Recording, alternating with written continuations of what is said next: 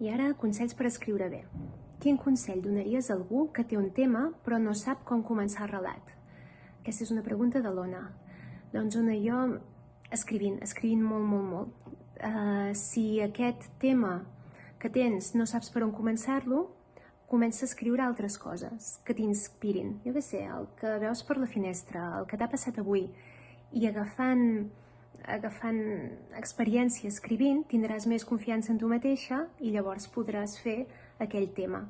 Per exemple, la primera novel·la que vaig escriure em va costar molt i la vaig començar, la vaig deixar, la vaig tornar a començar, la vaig tornar a deixar, però al mig he anat escrivint contes, relats, moltes més novel·les, i això m'ha anat donant experiència i confiança en mi mateixa per escriure.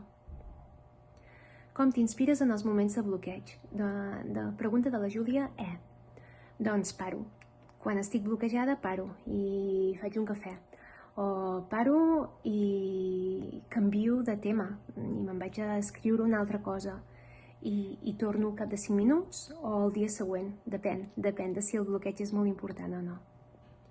Com esculls l'estructura per fer els teus escrits i textos? Júlia E.